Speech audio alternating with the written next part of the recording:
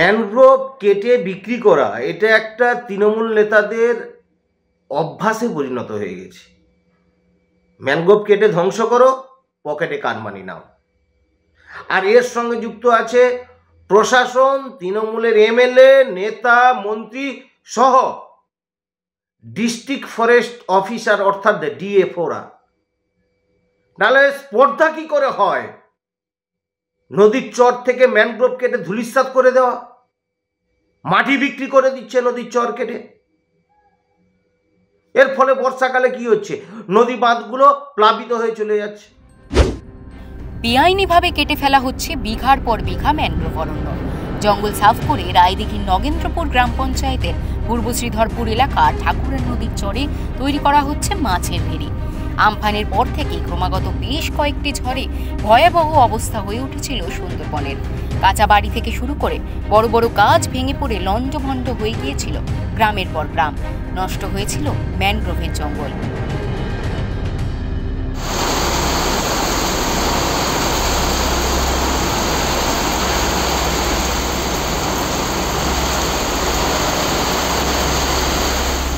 অত্যাধিক পরিমাণে ম্যানগ্রোভের অরণ্য ধ্বংস হওয়ার ফলে আরও বেশি করে গাছ ও ম্যানগ্রোভ লাগানোর জন্য নির্দেশ দিয়েছিলেন মুখ্যমন্ত্রী মমতা বন্দ্যোপাধ্যায়।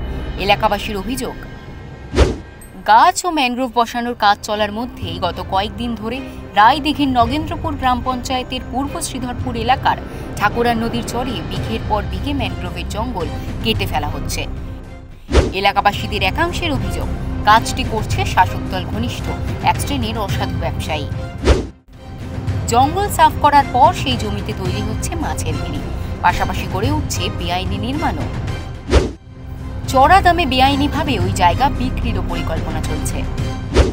বহু জীবন এখানে মোটামুটি আয়লা থেকে বারে 2-3 বার ভেঙে এখানে মানুষ বিপর্যস্তগ্রস্ত।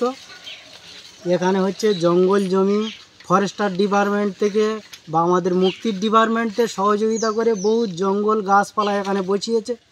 সেই সুন্দরবন অরণ্য ধ্বংস করে এখানে এই মুহূর্তে ফিশারি করার চক্রান্ত করে গাছ ধ্বংস করা চলছে। এই মতো অবস্থায় ফরেস্টার ডিপার্টমেন্টে ফোন করেছিলাম, ওরা বলেছে যে আপনারা লিখিত আকারে দরখাস্ত দিন। আমি বলেছি যে ফোন করছি, জঙ্গল কাটা হয়ে গেলে তারপরে দরখাস্ত দিতে তারপরে কি আপনারা আসবেন। এই মতো বলার সত্ত্বেও ওরা এ পর্যন্ত কোনো কিছু করেনি। এ মতো অবস্থা আমরা বিভিন্নভাবে বিভিন্ন জায়গায় জানিয়ে যাতে এই বন দপ্তর এই সম্পত্তিটা যাতে রক্ষা হয়, আমরা এই বন্যা দুর্গত এলাকাতে যাতে বাঁচতে পারি, তার জন্য আমাদের এই অভিযোগ, এই আন্দোলন। ম্যানগ্রোভ নির্বিচারে কাটার বিষয়টি নজরে আসার পর স্থানীয় বাসিন্দাদের পক্ষ থেকে বন দফতরের নলগড়া বিট অফিসের পাশাপাশি স্থানীয় পঞ্চায়েত এবং ব্লক প্রশাসনের নজরে আনা হলেও কোনো সুরাহা মেলেনি বলে অভিযোগ।